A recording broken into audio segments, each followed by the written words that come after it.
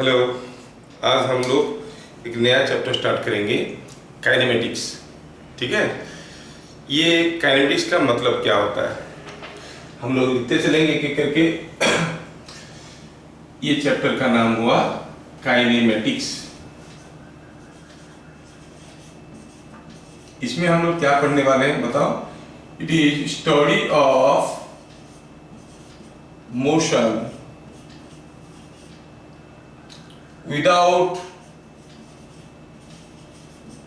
analyzing cause of motion।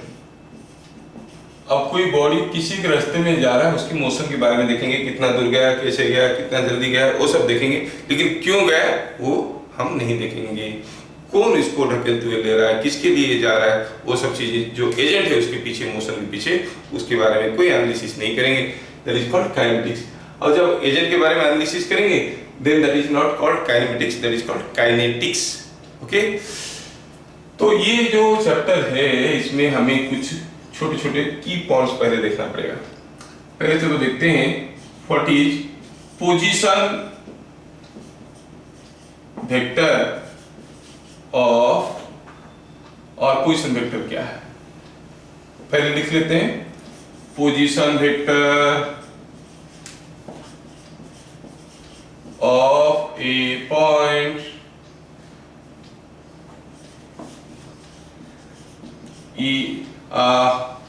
with respect to WRT का मतलब with respect to origin is defined as a vector whose tail is at origin and head is at point of concern। क्या suppose हम कहेंगे कि ये कोई coordinate plane है, हम हर एक पॉइंट का कोऑर्डिनेट प्लेन में in terms of its coordinates designate करते थे, उसका position in terms of X Y, है ना। लेकिन सपोज हम कहेंगे कि ये पॉइंट कहाँ है, what is the position vector of point A, मतलब ए कहाँ पे, ये मान के चलते हैं कि आप जहां हो वहां पे है ओरिजिन। तो आप एक एरो मार्क ड्रॉ करो, ये हो गया एक एरो मार्क। इसको आप क्या कहोगे? पोजीशन वेक्टर ऑफ ए, मतलब the length will give you the distance of that point from origin and the arrow mark will indicate the position of that point with respect to origin। मतलब अगर आप origin पे खड़े हो, कोई पूछेगा वो पॉइंट कहाँ है, आप दिखाओगे वो वहाँ है, मतलब you are indicating and giving the direction। That means यहाँ पर जो हम पोजीशन वेक्टर दिखाए हैं वो ग्राफिकल फॉर्म में है। तो समझ में आया, कोई भी पार्टिकल का पोजीशन वेक्टर निकालना बहुत आसान है ना। सपोज हम कहेंगे कि just for sake of example, position vector of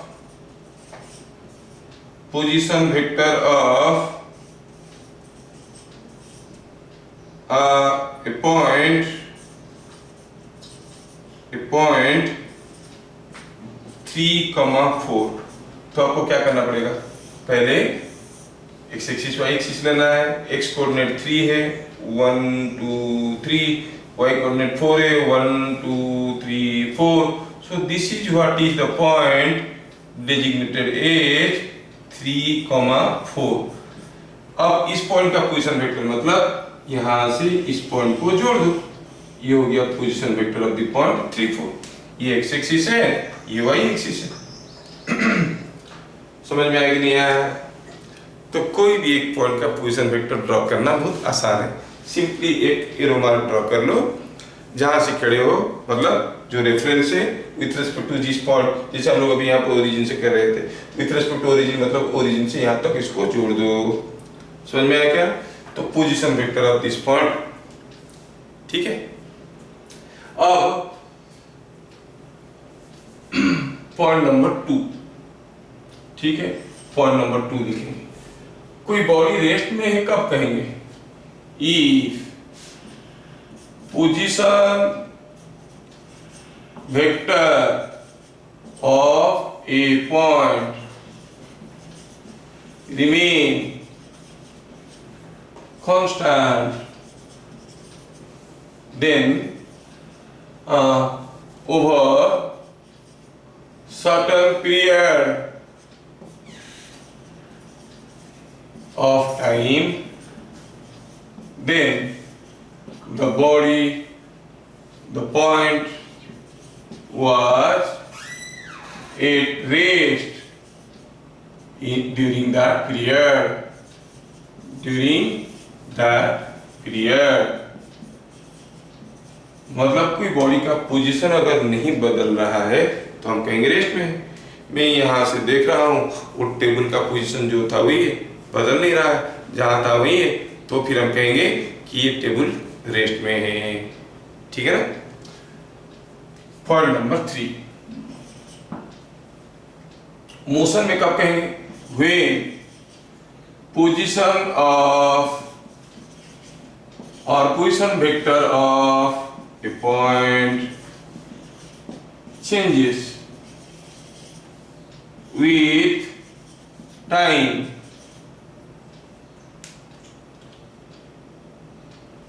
It is said to be in motion.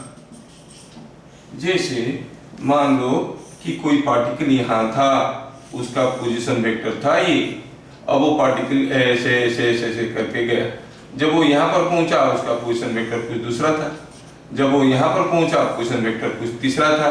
That means you see the position vector is continuously changing, that means the particle is in motion. तो rest और motion समझ में आया। कब कहेंगे कोई body rest में? जिसका पोजीशन वेक्टर, कौन सा बॉडी रेस्ट में? जिसका पोजीशन वेक्टर फिक्स्ड है, नहीं बदल रहा है। ठीक है, एक सर्टेन पीरियड ऑफ टाइम में नहीं बदला तो उसी पीरियड में रेस्ट में थे, 2 दिन तक नहीं बदला तो 2 दिन तक रेस्ट में था, और अगर बदल रहा है तो हम कहेंगे हाँ ये मोशन में है। हाँ 9 से 10 बजे तक नहीं बदला था तब तक रेस्ट में था, 10 से 11 के बीच में बदला है तो हम कहेंगे कि it was motion between 10 to 11, है कि नहीं। कभी कभार पोजीशन इतना धीरे धीरे बदलता है कि देखने से पता नहीं चलता है। When the sprouts coming out of the seeds, you see it is almost at rest, but if you look at it over a longer period of time, it is very slowly growing. Next day morning you find now it has come up by 1 centimeter, 2 centimeter. That means it was changing its position, but it was changing so slowly that we could not recognize its motion. है कि नहीं। तो कहने का मतलब है कि ये बदल रहा था, पोजीशन वेक्टर बदल रहा है तो हम कहेंगे ये मोशन में है। अब मोशन कैसा है? जैसे अभी अभी बताया, अगर ये धीरे धीरे पोजीशन वेक्टर बदल रहा है या जल्दी जल्दी बदल रहा है, अकॉर्डिंगली नहीं। अगर जल्दी जल्दी पोजीशन वेक्टर बदल रहा है तो आप क्या कहोगे? इट इज मूविंग फास्ट और स्लो। मूविंग फास्ट, धीरे धीरे बदल रहा है तो मूविंग वेरी स्लो, है कि नहीं। हो सकता है कि position vector is changing only in magnitude, direction remain same. मतलब कोई पार्टिकल यहाँ था, थोड़ी देर के बाद वो यहाँ पे आया, मतलब पोजीशन वेक्टर का डायरेक्शन तो सेम रहा लेकिन मैग्नीट्यूड बदलने लगा। हो सकता है कि पोजीशन वेक्टर का जो मैग्नीट्यूड है वो कांस्टेंट है लेकिन डायरेक्शन बदल रहा है। जैसे मान लो कि ये कोई पार्टिकल सर्कुलर पाथ में जा रहा है, अगर यहाँ था तो जितना पोजीशन वेक्टर का मैग्नीट्यूड था यहाँ था उतना ही पोजीशन वेक्टर का मैग्नीट्यूड था, पर डायरेक्शन वाज चेंजिंग। तो पोजीशन वेक्टर बदलेगा, क्योंकि वेक्टर कब कहेंगे बदलेगा? जब उसका मैग्नीट्यूड बदलेगा या डायरेक्शन बदलेगा या फिर दोनों बदलेंगे। तो पोजीशन वेक्टर बदला मतलब कुछ भी बदलने से हम कहेंगे पोजीशन वेक्टर बदल गया। बदल गया मतलब हम कहेंगे बॉडी इज इन मोशन। इधर क्लियर? तो अभी आगे बढ़ते हैं। आप लोग तो इसको लिख लिए होंगे, पॉज लगा के लिखो, फिर इसको मैं मिटाता हूं। ठीक,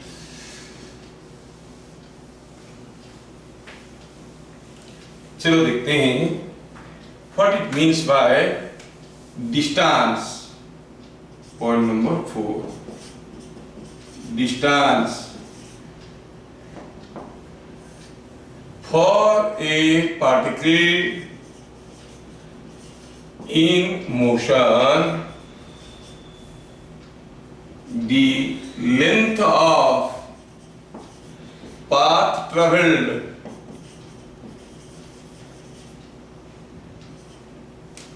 is called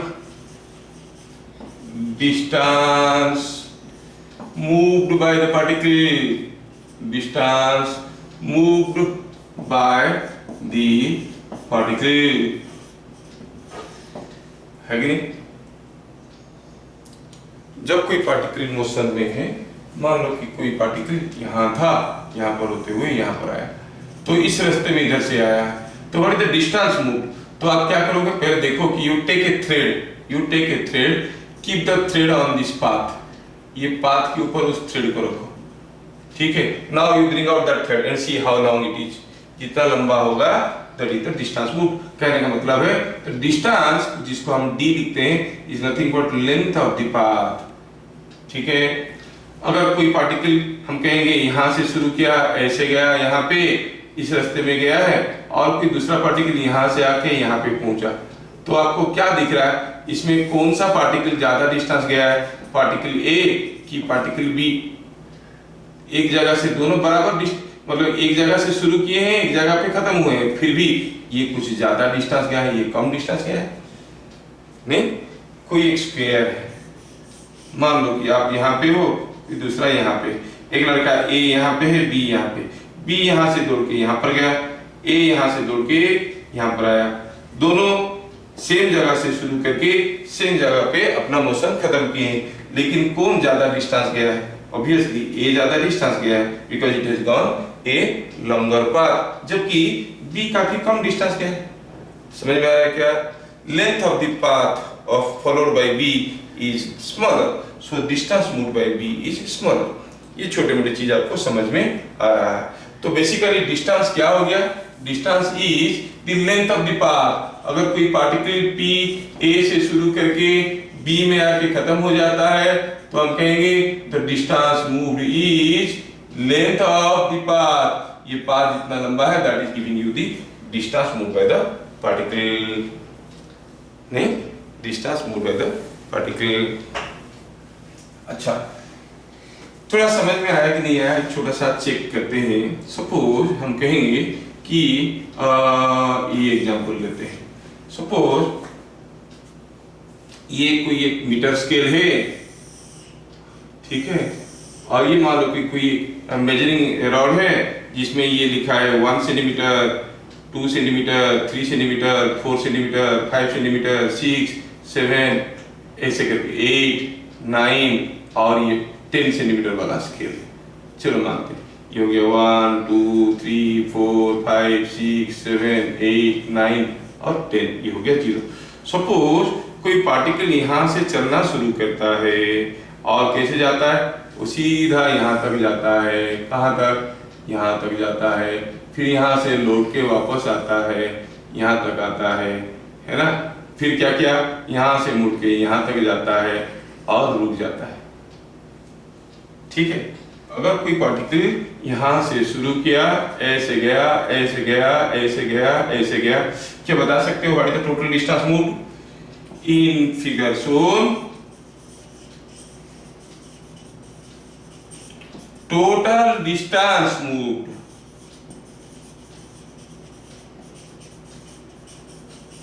is equal to कितना डिस्टेंस गया?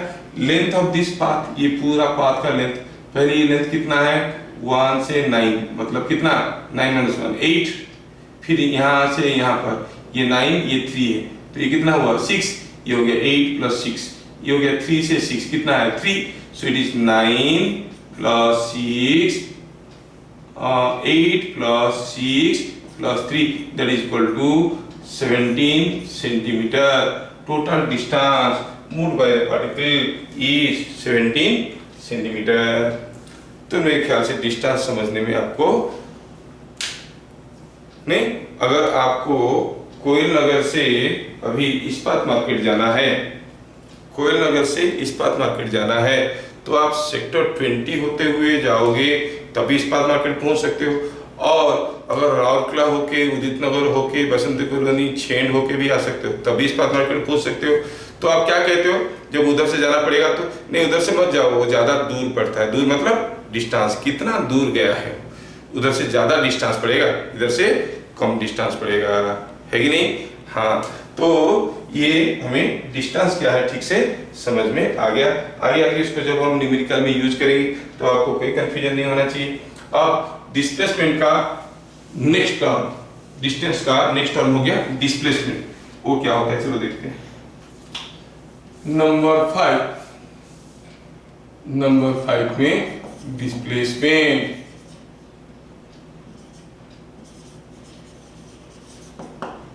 डिस्प्लेसमेंट ये एक वेक्टर है, डिस्टेंस को हम लोग डी से डिनोट करते थे, है ना। तो डिस्प्लेसमेंट एक वेक्टर है। क्या कहेंगे इसको, ऐसे लिखते हैं, एस एक vector. Displacement of A particle of a body is defined as a vector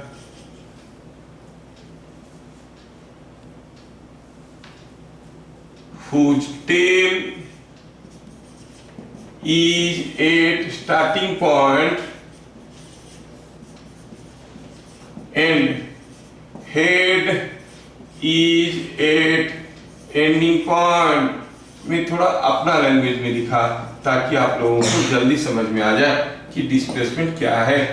क्या कर रहा है, कोई बॉडी अगर मोशन में है, ऐसा ऐसा करके मान लो यहाँ से शुरू किया, ऐसे करके आया, यहाँ पे आया, इधर से गया, कोई पूछेगा what is the distance moved, तो आप कहोगे हाँ ये जो डिस्टेंस लेंथ था, length of the path is nothing but the distance. लेकिन अभी कुछ दूसरा पूछ रहा है, डिस्प्लेसमेंट क्या है। क्या कहता है, पार्टिकल यहां से ए से शुरू करके बी तक गया है, तो आप कहोगे displacement of a body is defined as a vector. एक वेक्टर ड्रॉ करना है जिसका tail is at starting point, मतलब यहाँ पे है टेल, और हेड कहाँ पे, एट द एंडिंग पॉइंट। ये हो गया डिस्प्लेसमेंट। तो आप क्या कहोगे, हियर एस जो वेक्टर है it is nothing but vector A B. तो ग्राफिकल फॉर्म में आप देख पा रहे हो कि डिस्प्लेसमेंट वेक्टर क्या है। कोई अगर आपको पूछेगा what is the magnitude of displacement, आप कहोगे ये डायरेक्शन ये। And I think you are clearly able to see the difference between distance and displacement. समझ में आ रहा है कि नहीं आ रहा है। डिस्टेंस और डिस्प्लेसमेंट दोनों अलग अलग है, बराबर चीज नहीं है। डिस्प्लेसमेंट तो एक वेक्टर क्वांटिटी है, डिफाइंड एज ए वेक्टर, जबकि distance is not a vector, it is A मियर magnitude, so it is a scalar quantity. Displacement को हम दूसरे तरीके से भी समझ सकते हैं, जैसे displacement of A particle is also defined is the change in position vector of the particle। ठीक है, change in position vector of the particle। वो पार्टिकल का चेंज इन पोजिशन वेक्टर है। कैसे, ये आप लोग लिख चुके होंगे, पॉज लगा के लिखो, मैं इसको मिटाने वाला हूं। ठीक है, अच्छा अगर हम कहेंगे यहां पे, सपोज हम कहेंगे कि ये कोई एक पार्टिकल यहां पे था, इट वाज एट ए। अब ये यहां से ऐसे मुड़ मुड़ के गया, आके पहुंचा बी पे। तो distance moved, you know how to calculate the length of the path. कोई पूछेगा उसका डिस्प्लेसमेंट क्या हुआ, हमारा डेफिनेशन क्या कहता है, हमारा डेफिनेशन कहता है कि it is A to B, graphical form में जो वेक्टर निकलेगा दैट इज द डिस्प्लेसमेंट। तो इसी से हम डिस्प्लेसमेंट को समझाने की कोशिश कर रहे हैं। ठीक है, तो आप अगर कहोगे एस हो गया उसका डिस्प्लेसमेंट। अच्छा, अगर ए पॉइंट का पोजीशन वेक्टर पूछेंगे तो क्या करेंगे, position vector of any point is just an arrow mark drawn from the origin, I call it position vector of A. चलो इसको ऐसे लिखते हैं, पोजीशन वेक्टर ऑफ ए, है कि नहीं। अच्छा, बी का पोजीशन वेक्टर कैसे होगा, बी का पोजीशन वेक्टर ऐसे होगा, this is position vector of B. आप अगर ये ट्रायंगल को थोड़ा ध्यान से देखोगे तो क्या दिखेगा, देखो कौन सा ट्रायंगल बताओ, O A B. In O A B triangle, हमें ट्रायंगल लॉ आता है, ट्रायंगल लॉ आता है कि नहीं आता है। देखो तो यहाँ पर जो तीन वेक्टर दिख रहे हैं आपको, एक दिख रहा है पी ए वेक्टर, एक पी बी वेक्टर, एक एक्स वेक्टर। ये तीन में से कौन कौन सा वेक्टर ऑर्डर में है बताओ, कौन कौन सा वेक्टर ऑर्डर में है। हम कहेंगे इसमें से पी ए और एस ऑर्डर में है, पी ए और एस ऑर्डर में है। पी ए और एस अगर ऑर्डर में हुए तो ये पी बी जो है रिवर्स ऑर्डर में है ना। तो हम क्या कहेंगे, P B vector is equal to P A vector plus S. S क्या था, डिस्प्लेसमेंट ऑफ द पार्टिकल, ठीक है। इसमें पी ए क्या है, initial position, P B final position, S displacement, है कि नहीं। और इससे क्या पता चला, देखो तो अगर this plus this equal this plus this, तो क्या मिला, एस क्या हो गया, देखो it is P B minus P A, मतलब final position vector minus initial position vector is the displacement vector. What do you say? You say displacement of a particle is also defined as the change in position vector of the particle. समझ में आया क्या, change in position vector of the particle. इधर clear, fine, बढ़िया से समझ के करो। अभी मैं अगर सेम क्वेश्चन को लेता हूं और यही एग्जाम्पल को रिपीट कर देता हूं, कहता हूं कि सपोज कोई पार्टिकल इसी रास्ते में गया है और ऐसे करके घूम फिर के वापस जैसे गया था यही मोशन को फिर से लेते हैं। इन figure shown find magnitude of displacement. अब डिस्प्लेसमेंट एक वेक्टर, तो आप क्या कहोगे, देखो यहां से शुरू किया, यहां से यहां पे खत्म हुआ, किधर से घूम के आया उससे कोई मतलब नहीं, कितना डिस्टेंस गया उससे कोई मतलब नहीं, खाली देख रहे कि यहां से शुरू किया यहां पे खत्म हुआ। तो जो पोजीशन वेक्टर होगा, आई मीन जो डिस्प्लेसमेंट वेक्टर होगा वो कैसे होगा, यहां से शुरू करेगा यहां पे खत्म होगा। This is what is the displacement vector, है कि नहीं। अब 1 से स्टार्ट किया 6 पे खत्म हो गया, तो क्या कहेंगे, मैग्नीट्यूड ऑफ डिस्प्लेसमेंट कितना होगा, it is from here to here, ठीक है। कितना हो गया ये, it is coming out to be 5 meter, ठीक है। तो पता चल गया कि डिस्प्लेसमेंट जो वेक्टर बन गया उसका मैग्नीट्यूड हो गया 5 मीटर, ठीक है।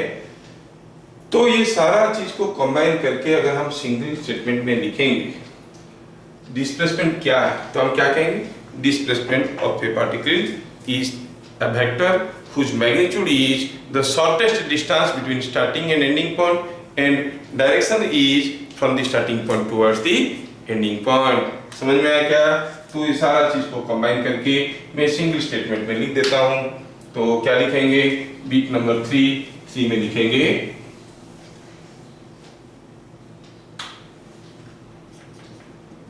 thus S is a vector whose magnitude is equal to the shortest distance between starting and ending point of motion।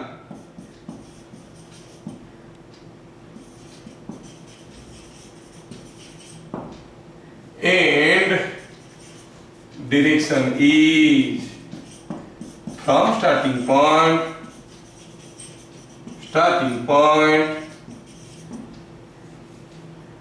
towards ending point। समझ में आया क्या? तो कोई एक पार्टिकल का डिस्प्लेसमेंट एक वेक्टर है, उसका मैग्नीट्यूड क्या होगा? स्टार्टिंग पॉइंट से एंडिंग पॉइंट के बीच में डिस्टेंस, जो शॉर्टेस्ट डिस्टेंस है उसको हम कहेंगे डिस्प्लेसमेंट। समझ में आ रहा ना? और उसका मैग्नीट्यूड ऑफ डिस्प्लेसमेंट, डायरेक्शन क्या होगा? स्टार्टिंग पॉइंट से एंडिंग। सपोज आप मान लो कि यहाँ पे खड़े हो, आप देखिए किसी का घर का पॉपी कुत्ता जो है घर से निकल के भाग गया, इधर से गया, आप देख रहे हो कि वो इधर से दौड़ते मैदान से होते हुए जाके इधर किसी के घर में घुसा है। आपको कोई पूछेगा कि बताओ उसका कुत्ता कहाँ गया है, तो आप क्या दिखाओगे? यहाँ गया है, ऐसे दिखाओगे? नहीं, आप कहाँ कहोगे? इधर गया है। So what you are indicating? The displacement, है कि नहीं? तो displacement is the final vector whose magnitude is the shortest distance between starting and ending point and direction is from the starting point towards the ending point। समझ में आया क्या? अब इसके ऊपर बहुत सारे क्वेश्चन अभी हम लोग देखेंगे, लेकिन पहले आप लोग इसको ढंग से समझ लो, समझ लेना। तो टू अवॉइड कंफ्यूजन, चलो देखते हैं डिस्टेंस और डिस्प्लेसमेंट के बीच में हम लोग डिफरेंशिएट कर पाते हैं कि नहीं कर पाते। ठीक है, चलिए थ्रू क्वेश्चनरीज हम लोग देखेंगे। आप लोग इसको लिख चुके हो,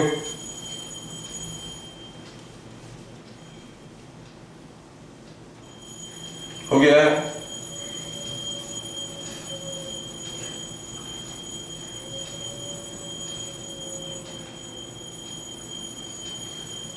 अच्छा,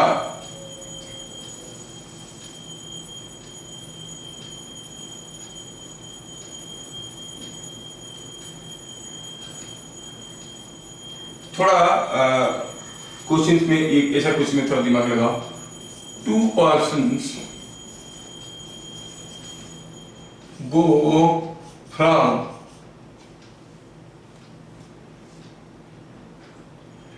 Rourkela to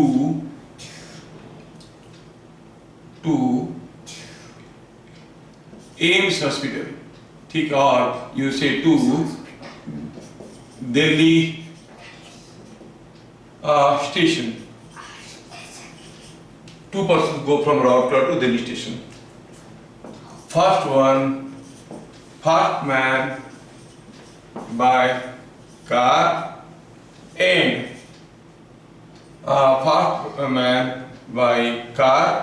and the second by train, whose displacement Rourkela station, Rourkela station to Delhi station, first went by car and the second by train, whose displacement is more? Whose displacement is more? दोनों start किए, Rourkela station से गए Delhi station, कोई train में गया ऐसा करके, कोई कार में गया ऐसा करके। अब किसका डिस्प्लेसमेंट ज्यादा हुआ? अब दोनों का रास्ता अलग अलग है ना? दोनों का रास्ता अलग अलग है, दोनों के लिए डिस्टेंसेस मूव्ड आर डिफरेंट, लेकिन जो डिस्प्लेसमेंट था वो तो एक वेक्टर है, कहाँ से स्टार्ट हुआ कहाँ पे खत्म हुआ उसके ऊपर डिपेंड करता है।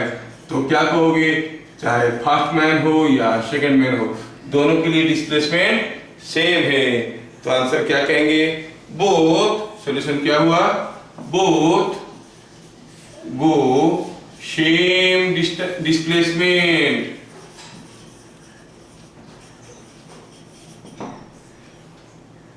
ठीक है, अच्छा, ओके, हो गया। नेक्स्ट क्वेश्चन, ये पहला क्वेश्चन था। Next question,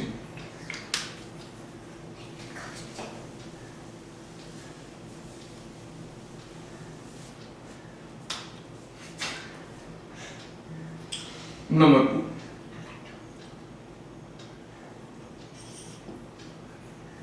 a body was thrown vertically up from a roof of height 6 meter. तो यहां से कोई एक बॉडी को फेंका गया, ऊपर गया, नीचे गया। Find magnitude of displacement.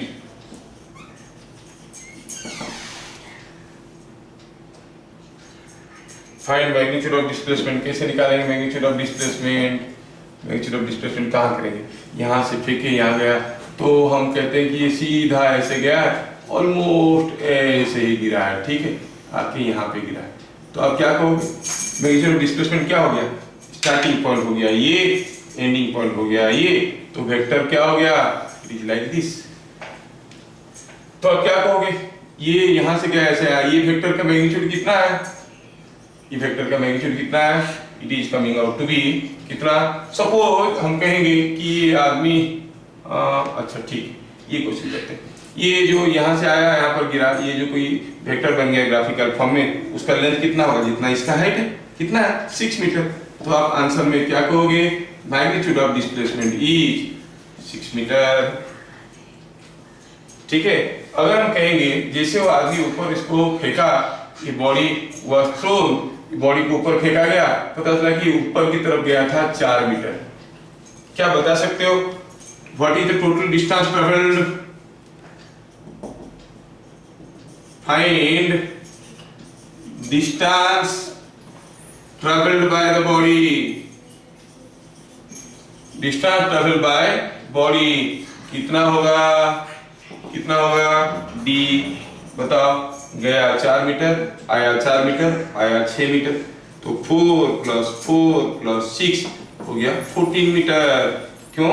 ये पूरा पाथ का लेंथ, गया 4 मीटर, आया 4 मीटर, फिर 6 मीटर, टोटल डिस्टेंस कितना गया? 4 + 6 इज 14 मीटर, है कि नहीं? So distance moved is 14 meter, but the displacement magnitude is 6 meter, ठीक है। ठीक, इसको और भी डिटेल्स में हम लोग देखेंगे।